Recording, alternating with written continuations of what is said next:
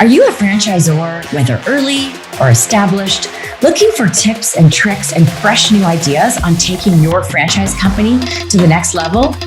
I'm Angela Cote, and I call myself a franchise growth catalyst. I use my experience having grown up in the world of franchising, spending many years on the franchisor side of the franchise relationship, lots of time out in the field supporting franchisees, and then 18 years myself as a multi-unit franchisee. I'm super passionate about creating transformational impact to help franchise companies grow. If you are looking for ideas, we talk about anything from franchisee recruitment, how to find the best franchisees that are going to be the top performers in your brand, to how to support them to really optimize their output. We are more than open to hearing ideas and questions and suggestions. So reach out to me at angela@angelacote.com. Alrighty, let's get started with the Franchise Growth Catalyst podcast. Hello, Angela Cote here, back with another episode of the Franchise Growth Catalyst podcast, the podcast where franchisors can find unconventional yet practical advice on how to improve franchisee profitability, create exponential growth, and of course, make franchising fun. Now, I'm not sure if you've heard through the grapevine that we recently launched our roundtables that are designed exclusively for franchise business coaches, which are also sometimes called area managers or franchisee support folks or field support. The person that is working directly with the franchisees, employees of the franchise company.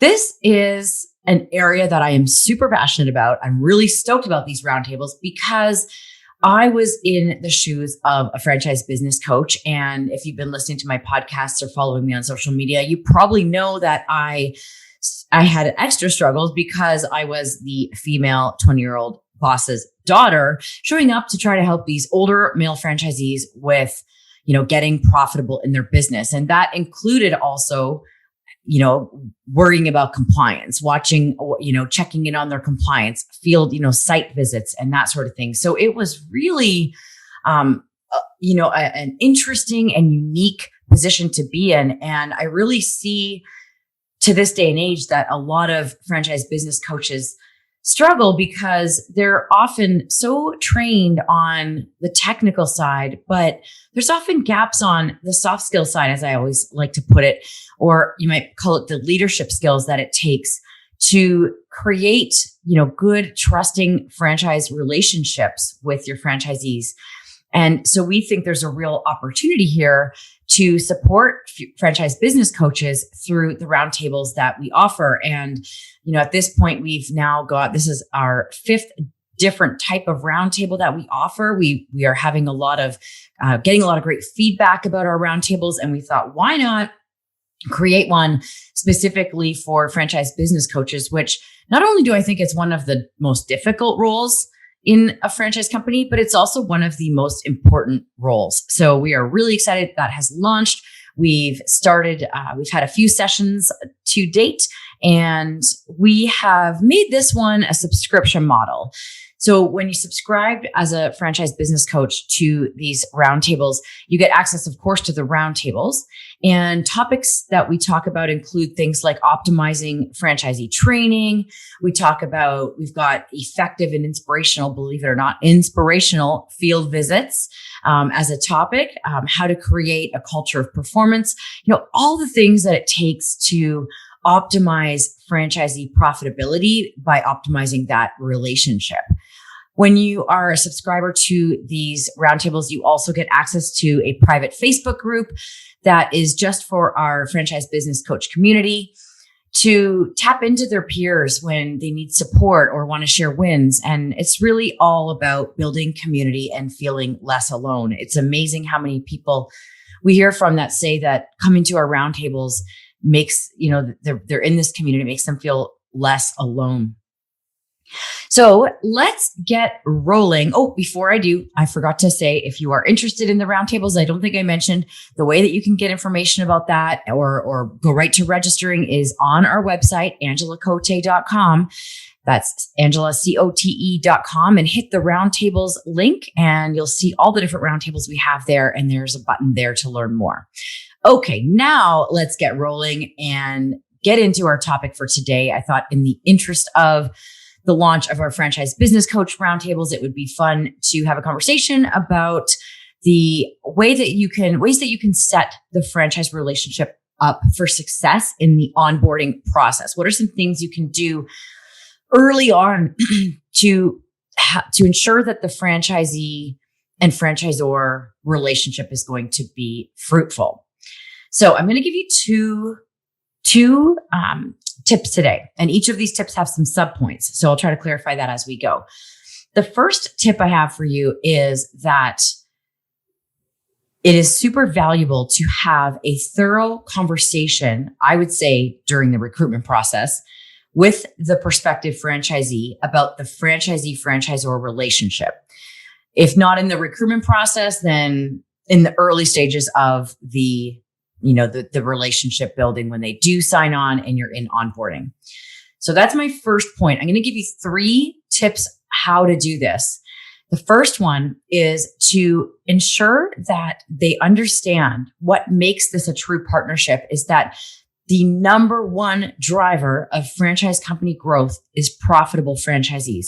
Ensure that they understand that you're looking out for their profitability. What happens a lot of the time is franchisees tend to develop a mentality that the franchisor only cares about top line sales, not their profitability, because they're taking the royalties from the top line. But that's just not true, because if the franchisees are not profitable, then we're going to hit a major growth roadblock when new prospective franchisees talk to them and find out that they're not happy and that they don't think it's a good investment. That's going to stop a lot of people from becoming franchisees. And so I think if the franchisee knows that that is something that we are 100%, that's the main focus is getting you profitable, then you're setting that expectation from the beginning that that's why we're going to, have coaching calls with you and why we're going to help you with your KPIs and your business planning and compliance to brand standards. It's all in the interest of getting you profitable and helping you hit your goals. So make sure that's the first point under that idea of setting up the franchisee-franchisor relationship. The first point is ensure they understand that the number one driver of franchise company growth is profitable franchisees, and that is your goal. The second thing you can do is ensure that they know that in order to help them and support them to achieve their goals, that you're going to be having a weekly coaching call to discuss the action steps that you're going to help them take to get there. So make sure they know in advance that we're going to be meeting regularly, and we're going to have a time blocked out every week where we get on a call and we're going to work towards, what's helping you, what's stopping you. And I'm going to talk about that in a minute, so I won't go deep into that. I would say to watch out for clues, just as it's kind of a side note, watch out for clues of whether the word coaching might or might not resonate with them. Some people get a little confused by what that means, and it might be more beneficial to say something like advising or partnering calls or momentum calls together. You can sort of read them and even decide together what you want to call it. So the third thing you can do is to discuss the fact with them that the whole purpose, make sure they know, like the whole purpose of a franchise. And I'm sure that they do know this, but let's just make it really clear on the front end that the whole purpose of a franchise, of becoming a franchisee, is that you get to tap into what the franchisor has already figured out.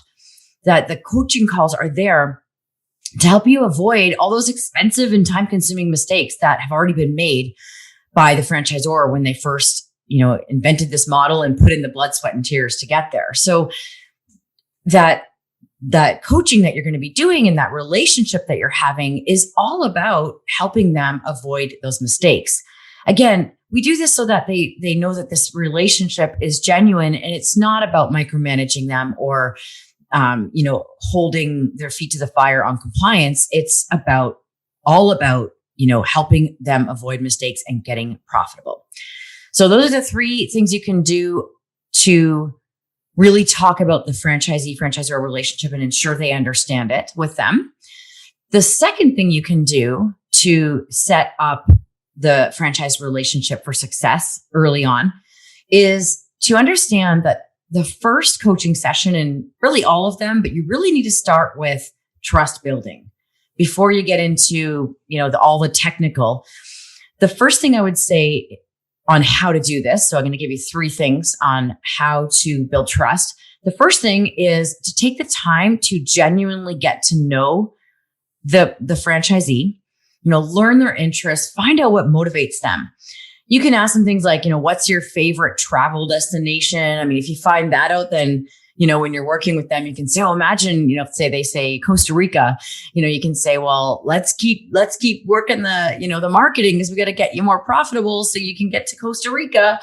Ask them about their family, get them to tell you about their family, or you could get silly with them and ask what are their biggest pet peeves, or, anything that would be just light conversation and just to get to know them. Trust is built when people feel like you care about their interests and them as a human. So, that is one of the fastest ways to build trust, is to let them talk about themselves, give them that opportunity before you start to jump into like anything kind of business related. The next thing I would do, so step 2 of trust building, is to find out what are their big long-term goals, or you could say their big, hairy, audacious goals, if you're familiar with that term from Jim Collins. So in 10 years from now or 15 years from now, where do they want to be? Financially, let's find that out. But what are they going to do with that money? What is their why?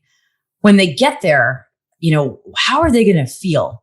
And what is the emotional connection that they're going to feel by being able to get there financially and use that money toward the thing that they get excited about? And I'm not talking about just, dollar amount. That's great. But they say they want to maybe put their grandkids, pay for their grandkids' education. Get into why, get into the emotion of that. Why is that important to you? And they might tell you, well, I didn't get to have an education and I want to offer the best for my grandkids. Or, my daughter is a single mom and I just want to help her out. And, get into the why they want this big, hairy, audacious goal. The best thing about this is that when they feel discouraged or they're a little complacent, is that you can come back to this and help them remember what they were excited about initially and what got them so, motivated. It really does help with motivation. And keep in mind that these BHAGs can change, these big, hairy, audacious goals, or these purposes or why can change. So it's something that you want to keep an eye on, but start out by knowing what it is. Okay, the third and last tip for building trust is to help them understand in advance, what is the coaching relationship going to look like? What does this really mean to them? This is where I'm going to go a little bit deeper. We have a document at AC Inc. that we give to our clients to use when they're setting up franchisee relationships, called Partnering for Success. And this document covers things like, the purpose of coaching. What does accountability look like? What do we anticipate, or what do we expect from each other when it comes to accountability? Like if somebody doesn't show up, how are we going to deal with that? Also, what boundaries are we going to set around our communication in terms of email, texting? Are they allowed to text me at night at 11 o'clock at night because they ran out of a product and they're panicking? What are the boundaries? So ensure that they understand what the coaching relationship will look like specifically, and help them also understand maybe what a session would look like. Give them in that document a typical coaching session or advising session, or whatever terminology you want to use. It'll start with, we're going to find out what your wins are, what's one of your wins you had this past week. Then we're going to talk about your, maybe what roadblocks you have, what's stopping you from hitting your goals or getting your wins. And then check in on KPIs, whatever it is you're going to do in that coaching session, which I'll probably do a podcast about at some point as well. But whatever you're going to do in that session, give them some clarity, because remember this, a confused mind always says no. So if they don't know what the point is, they're going to be more resistant to this idea of coaching and less trusting of you that you're truly in it to help them. So those are the 3 things you can do to build trust in the early stages. So getting to know them genuinely and learning their interests was number 1. Number 2 was finding out their long-term goals and their emotional connection to them. And then number 3 was making sure they understand and have real clarity on what the coaching relationship will be like and what is coaching really. All right. So we are going to wrap it up there. This was just a little snippet of tips that we work on in our sessions with the FBCs we work with. Often when we're working with a franchisor, we'll get in there and spend time with their FBCs, their franchise business coaches, when we start to see areas of opportunity where they can improve. And so this is the kind of thing we work on with people. So this was just a little snippet for you. Hopefully it was helpful today. Again, it's the end of the day Friday, so I'm a little bit fumbly in my words. But we have a core value at AC Inc. that action equals growth. And I'm not going to re-record this. So hopefully you can handle that. We would love to know what stood out from this podcast today for you, and or if there's anything that you got your wheels turning and you'd like to learn a little bit more about it. We always do a free brainstorming call as a starting point. If you're interested in learning, how we can work together, we brainstorm your problem with you a little bit so that we can show you what kind of solutions we can potentially help you provide to you, I should say.